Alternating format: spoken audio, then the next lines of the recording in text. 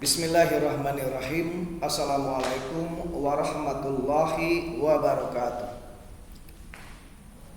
Baiklah, di sini saya akan mencoba menjelaskan tentang peta konsep.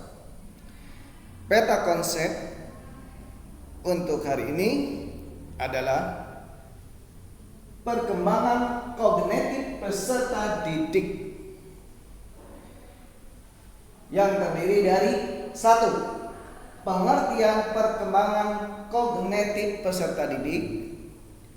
Yang kedua, karakteristik, kemampuan, proses keterampilan kognitif peserta didik. Yang ketiga, komponen keterampilan kognitif peserta didik. 4.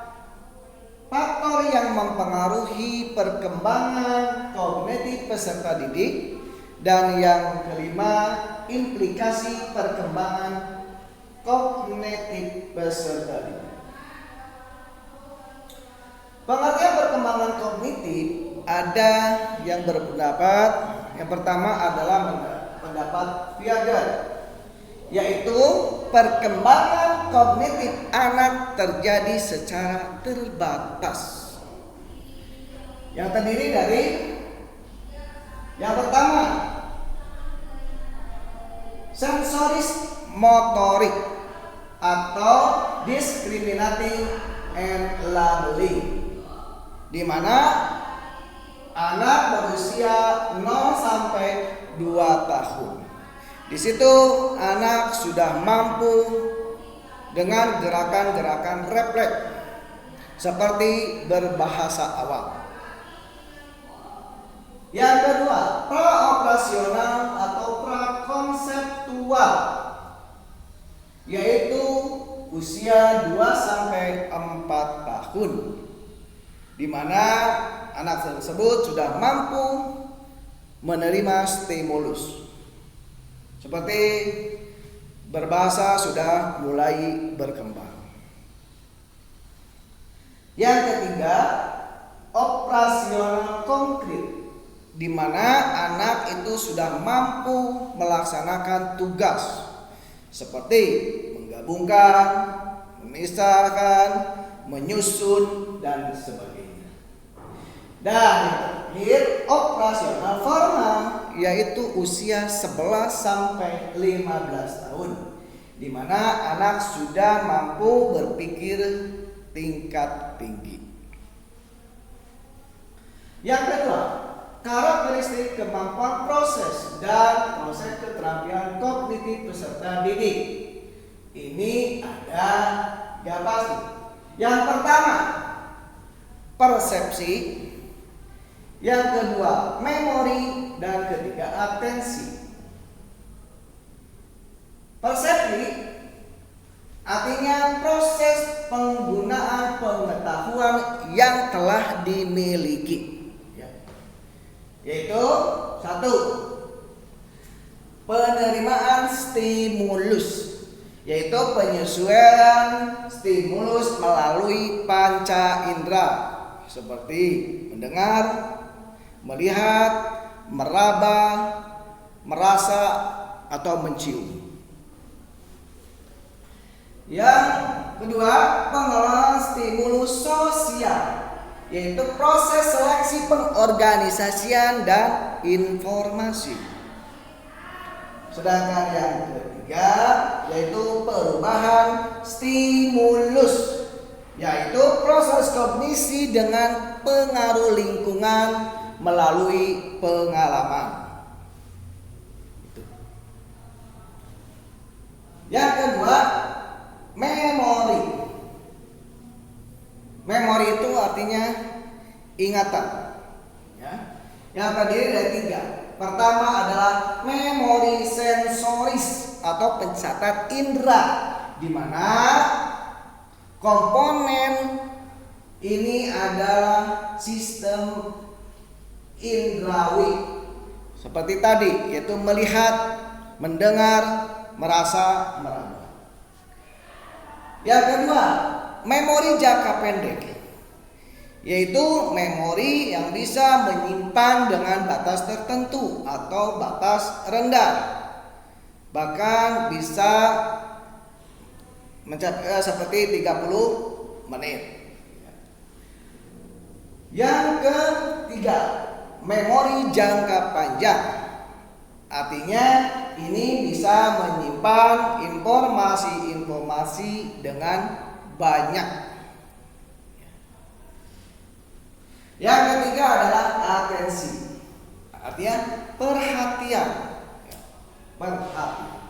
Di mana di sini ada 4. Pertama, reseptor adjustment, yaitu penyusian atau perhatian alat indera terhadap objek.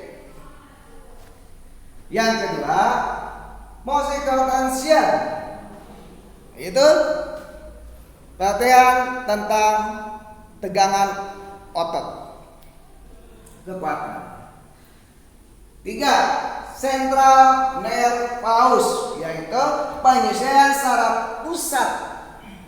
Ya, penyusian saraf pusat. Dan D. Postural adjustment, yaitu penyesuaian sikap tubuh terhadap perhatian. Dan E. Inclusiveness, yaitu perhatian semakin jelas terhadap objek.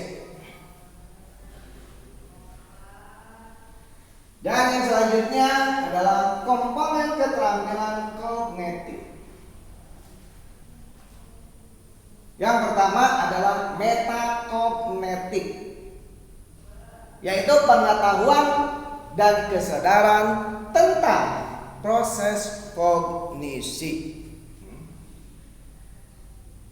Yang kedua, strategi kognitif, di mana kemampuan internal yang terorganisasi membantu siswa dalam proses KBM.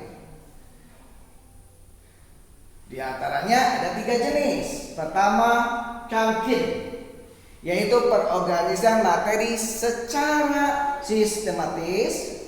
2. Sapatia, untuk menunjukkan hubungan yang satu dengan yang lain.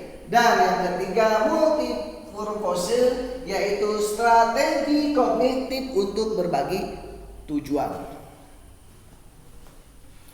Dan yang ketiga adalah gaya kognitif.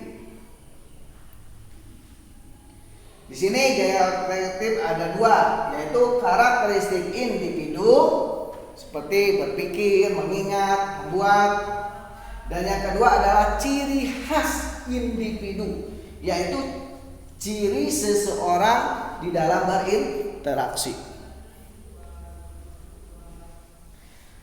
Dan 4 adalah pemikiran kritis, di mana pemikiran kritis itu yang pertama, kemampuan untuk menarik kesimpulan, kemampuan mengidentifikasi, kemampuan berpikir secara deduktif, kemudian kemampuan untuk mengevaluasi argumentasi, karena argumentasi itu ada argumen yang lemah, ada juga argumen yang kuat.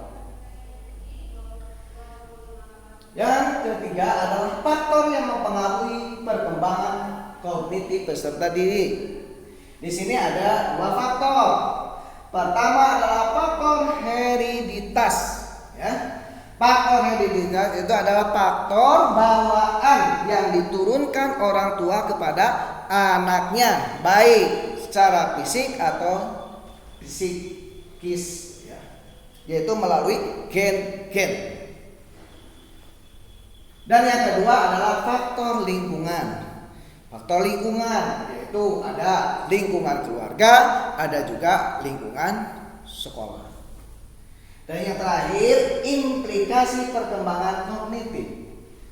Jadi implikasinya adalah guru harus mengajukan kepada peserta didik untuk menggunakan strategi. 2. Memberikan pelatihan tentang strategi. 3. Harus menggunakan strategi masing-masing. Terus memberikan kesempatan peserta didik belajar sendiri atau belajar mandiri.